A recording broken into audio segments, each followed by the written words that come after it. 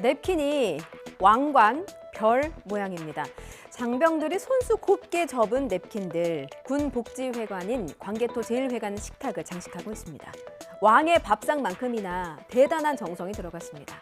장성급 혹은 대령, 원사급 간부가 올 때마다 장병들이 하나하나 정성껏 적은 겁니다. 백마회관 16첩 반상 논란이 일었던 게 불과 며칠 전입니다. 폭염 속에 피땀 흘려 나라 지키는 장병들을 위한 식사라면 뭔들 마다하겠습니까? 그런데 메뉴에도 없는 식사와 고급 디저트, 이거 고위 간부들에게만 제공됐다는 의혹이잖아요. 감찰이 시작되자 상급자가 입마금을 시켰다는 주장도 나왔습니다.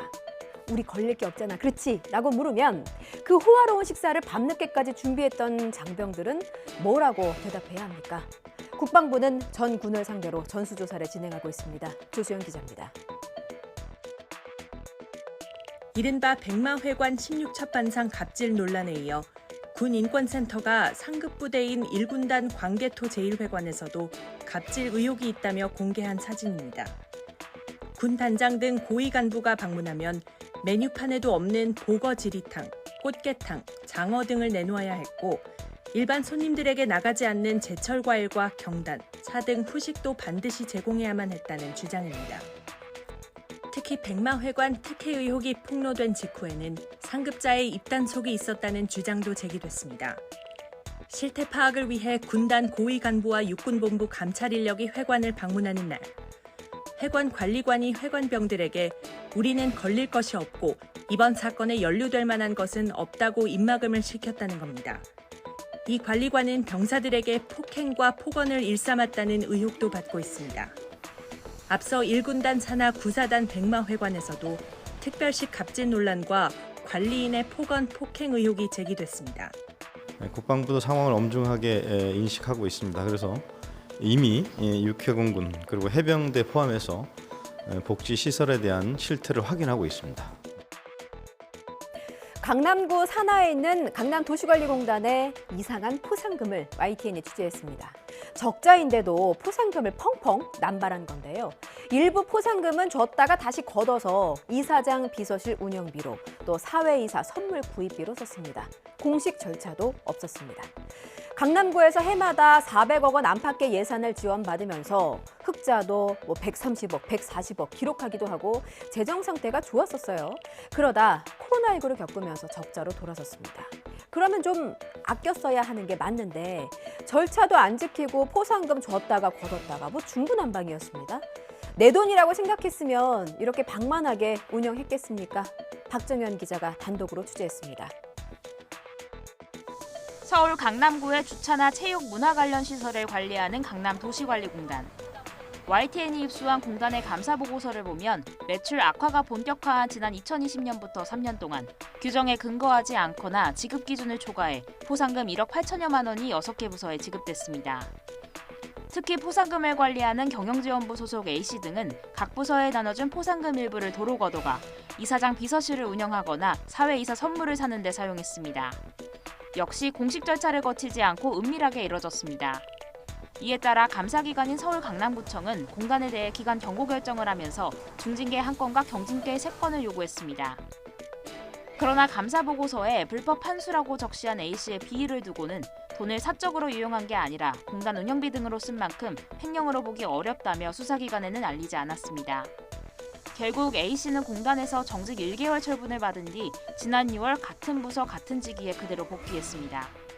생각하기 싫은 건 있다 보냐고. 약간 말씀 없으세요? 이에 대해 강남구청은 징계를 요구할 권한만 있다며 공단 인사에는 개입할 수 없다고 해명했습니다. 다만 공단은 취재가 시작되고 며칠 만에 A씨를 다른 부서로 옮겼습니다. 자, 이번엔 여러분의 칭찬이 필요한 뉴스입니다. 바다 위를 거칠게 누비는 주인 없는 배 한 척이 있었습니다. 조업하던 어선 간에 충돌이 있었고 그 충격으로 선장이 바다에 빠진 거죠. 선장 없는 배는 그대로 튀어나갔습니다. 파도가 일렁이는 거친 바다 위에서 시속 30km의 빠른 속도. 어떻게든 이 주인 없는 배에 올라타서 고삐 풀린 배의 뱃머리를 돌려야 했습니다. 미션 임파서블의 톰 크루즈도 울고 갈 액션 실화, 그 어려운 일을 이분이 해냈습니다. 강릉 파출소 소속의 임성규 순경입니다. 긴박했던 순간 영상으로 준비했는데요. 짧고 빠르니까 집중해서 봐주셔야 합니다. 함께 보시죠. 바다 위를 거칠게 질주하는 배, 그 옆으로 해경이 바짝 다가섭니다. 가까워지는 틈을 노리던 임성규 순경 힘차게 도약해서 안전하게 착지합니다. 빨라서 다시 한번 볼게요. 이렇게 빠른 속도인데 이게 가능하네요. 자, 임순경 이렇게 착 안착해서 성공했다. 손을 번쩍 들어 올립니다. 빠른 판단으로 절묘한 타이밍을 잘 잡아서 한 번에 배에 올라탔습니다. 영상에서 뒷모습만 나와서 서운했는데 이렇게 멋지고 늠름한 해경이셨어요. 동해지방해양경찰청은 어제 강릉 파출소 소속 임성규 순경에게 특별 승급 발령장을 수여했습니다. 사고가 일어난 건 지난 6월 19일 새벽 4시 20분쯤이었습니다. 강릉시 사천면 인근 해상에서 일어난 어선 간 충돌 사고로 선장이 바다에 빠지면서 어선이 이렇게 빠른 속도로 먼 바다로 질주했던 겁니다. 어선은 무려 50분 동안 20km 가까이 달렸고요. 그 뒤를 쫓았던 임성규 순경은 어선 위로 뛰어내려서 시동을 끄고 2차 충돌 사고를 막았습니다. 바다에 빠졌던 선장도 다른 어선에 구조됐고요. 신속한 대응 덕분에 모두가 안전할 수 있었습니다. 임성규 순경님 그리고 작전에 함께하셨던 모든 분께 제가 대신해서 감사 인사를 전합니다. 서울 봉천동에서 있었던 일입니다. 고급 외제차 한 대가 주차타워 입구를 막아버렸습니다. 센서 너머까지 주차한 탓에 기계식 시스템이 작동이 멈췄던 겁니다. 다른 입주자들은 차를 빼지도 넣지도 못하는 상황이었죠. 차에 연락처 하나 없으니까 차주에게 연락할 길도 없었고 사유지라서 경찰이 와도 속수무책이었습니다. 입주자들은 결국 길가에 차를 댔다가 과태료만 왕창 물어야 했는데요. 하루 만에 나타난 차주는 주차가 잘 된 것으로 생각했다. 죄송하다는 말을 남겼습니다. 사유지에서의 주차 갈등 저희가 한두 번 전해드린 게 아닌데 이제는 뭔가 대책이 나와야 하지 않겠습니까? 임혜진 기자입니다.